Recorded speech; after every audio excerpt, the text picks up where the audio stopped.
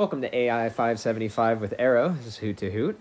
Using a Glide Skip Ballista Pro, splitting the disc with Anheuser, meaning the left side of the flashlight is going straight through the middle of the disc. I like to play off this wall here with a Glide Skip Ballista Pro if I have a right to left crosswind. Won't always do that. I will often drive with Glide Wind Ballista as well, but it really is just wind dependent.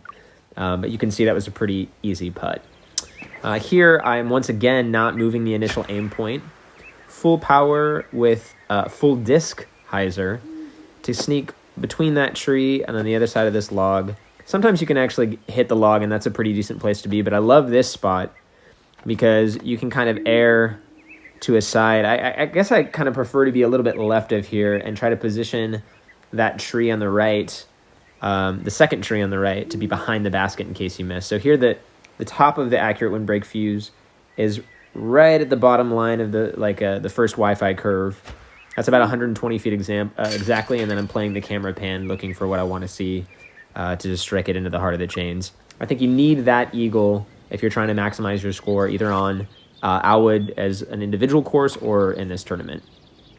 So here I'm using the bottom of the top arrow in the same horizontal line as the bottom blue bubble, and then I'm about a basket distance to the left.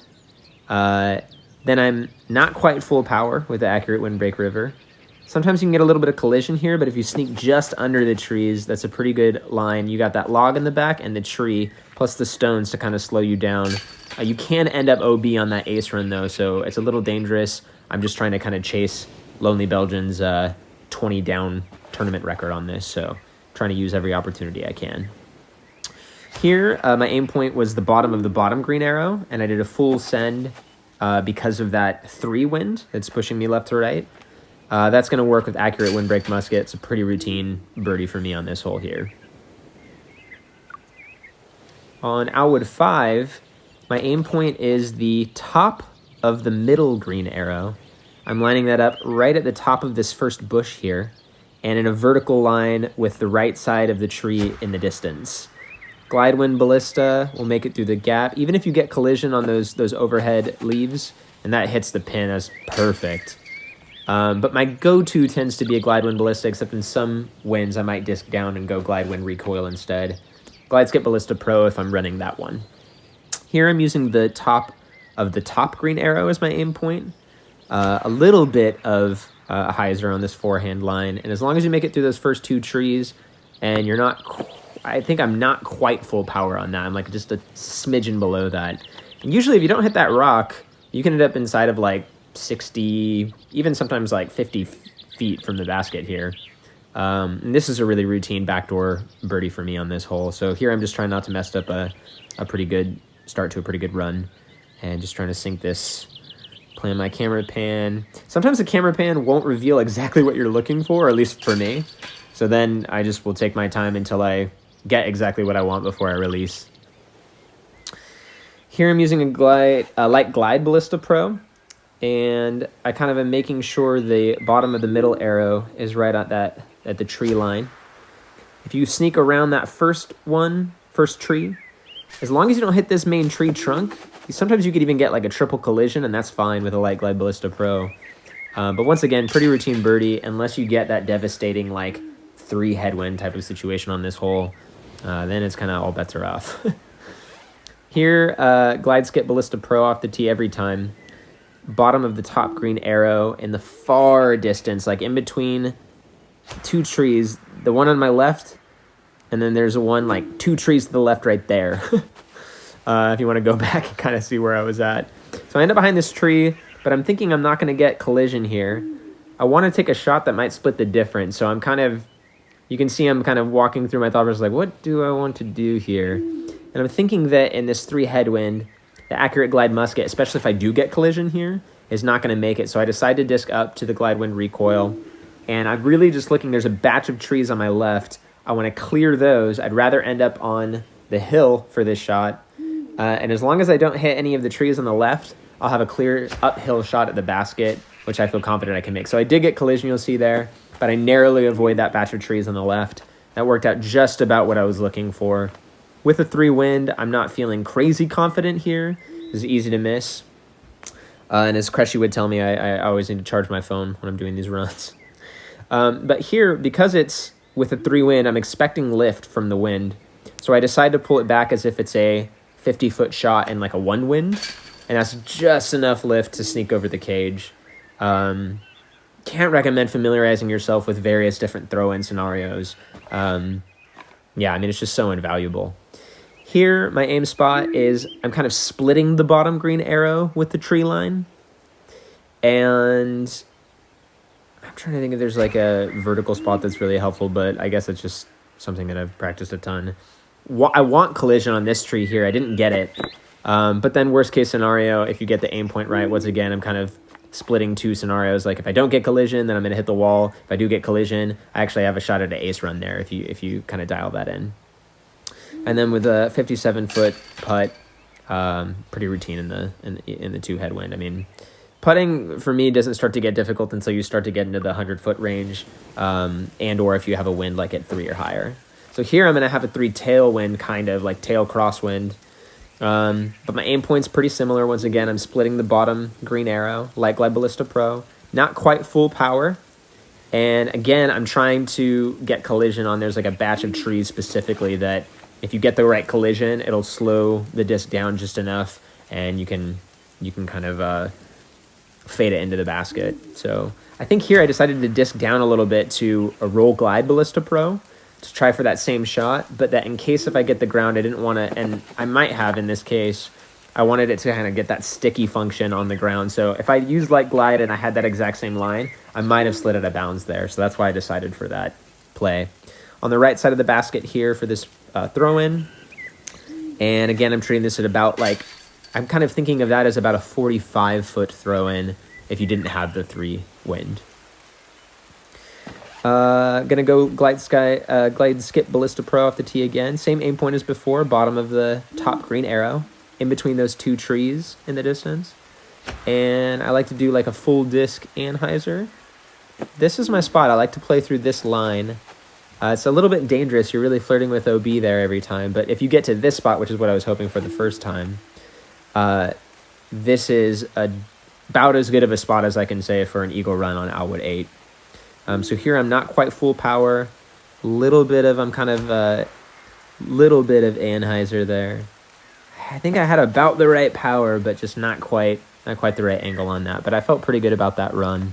Anytime you can spike this eagle, I mean, it's just such a bonus. It's far from a gimme eagle. I think a lot of people haven't even gotten it yet.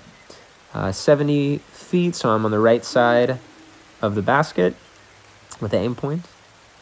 And I'm treating this pretty much dead on like a 70-foot throw. And just hoping that you don't get the 0 lift or too much lift that can sometimes happen in 2 winds. I love this wind on this hole. And my aim point here, I guess I'm kind of splitting the middle of the middle arrow. Put a little bit of anhyzer on it for this. And then you can see I get 1, 2... Oh, and then I kind of got a weird bounce here. I thought I was going to get a roll away and have a more difficult comeback. I was like, oh, come on. But it worked out. Yeah, pretty much the only wind that feels crazy difficult there is like a 3 or 2 headwind type of a situation. And then it's a much harder hole, I think. Always take the backdoor line on this. My spot there is there's like a little opening between these trees. Just on the other side of the book, it's like a little light opening. I'm in a vertical line with that, and the aim point that I use specifically is the top of the top green arrow. So this is what I mean about you can have a really sweet, just nice, easy, almost tap-in situation there. There's also a rock you can kind of skip off of, and I kind of want to try to see if I can get an ace like that one day, but we'll see. Here I'm going to do very similar as before. The spot is the top of the middle green arrow. I'm right at the intersection of the top of this first bush and the tree right behind it. Not really right behind it, but like a little bit more in the distance. They kind of make a right angle. That's my spot. And then not quite full power depending on the wind, because I think if you do full power with the glide wind ballista, it puts a little bit too much turn on it, and then it brings that first row of trees on the right into play. But that was 2 really good drives on that one. Once again, I get the same wind, so I'm like, sweet. Bottom of the bottom green arrow at this, again, right angle intersection of the bushes in the distance and that tree. And then even if you get collision with those leaves, which I'm kind of hoping for, you get a nice, easy routine putt situation here.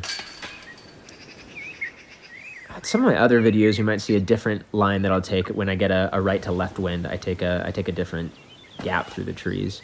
So once again here, I decided, I'm like, you know what? I might not be in this position again for a while. I'm just going to go ahead and try to run it again. So the bottom of the top green arrow is in a horizontal line with the bottom of the blue bubble. And then not quite full power with the accurate windbreak river. Two pretty good runs. I didn't hit either one, but this is why I like that line, is because if you get to the left side of the basket, you have that log kind of as like a backdrop here.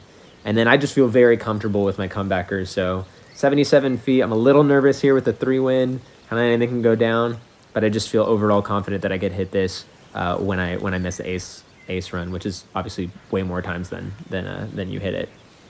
But I think overall it balances out for me, and I think I end up with an average of birdie or maybe even a touch better because of those occasional aces. I end up with an ace more often than I end up OB, and when I do end up OB, I can almost always save par. So that's what that play looks like for me. And now I'm hoping, I still need 3 more strokes. I need an eagle here, and I need a birdie on the last hole in order to tie Lonely Belgians 20 on the Hoot. Once again, I'm not adjusting the initial aim point. I'm just leaving the arrows as the game has them. The Glide Skip Ballista Pro, I'm kind of thinking about what I want to do, but I decide, yeah, that's the play. Not quite full power, a little bit below the second Wi-Fi curve, and not quite full disc hyzer. And here I'm thinking like, oh man, I'm gonna go for a drink, and then I get a little bit early ground action. It's just perfect. That is like the all-time perfect. You can see what I'm talking about. That tree is right behind the basket, so even if I miss, like go through the chains and come out the other side or something like that. But at this point, I'm thinking like, I've got this. 110 feet with the 1 wind. I'm expecting I need to go more power. It's a tiny bit uphill, so I'm treating it more like a 120-foot throw-in, which is the same exact aim point pretty much as the last time I was in Wood 2, and then I nailed it. And now I'm thinking, just don't mess up the last hole. Don't mess up the last hole. Come on. And this is one of my least favorite wins in this hole. So I decided to go Glide Wind Ballista, not messing around with the Glide Skip Ballista thing, Glide Skip Ballista Pro Shot. And I'm thinking not messing with the initial aim point at all. I decided to lower it a little bit, but I'm like right in the middle of the bushes on the left with that tree that a lot of people hit, and then the wall. So if you kind of visually split those 2 banks, I'm thinking, I think that'll be good. And then I didn't even get the ground action I was hoping for. I was hoping to be a little bit closer, and I was still like, 58 feet, 3 headwind. I could still mess this up, and I have once in a while. Most of the time, I mean, 90% of the time I'm going to hit this, but every once in a while, and I'm like, oh, it would suck. So I'm just taking my sweet time, lining it up, treating it once again, about a 45-foot distance is how I'm thinking of this, how I'm conceptualizing this. And then it just goes right over the chain, and I'm like, bam! So it's a 20 under, tied for the tournament record on the Hoot. And yeah, I'm going to keep rolling out the B tiers for the next week or so. So stay tuned. Like and subscribe, please, if you're getting value out of these videos. And I'll catch you next time.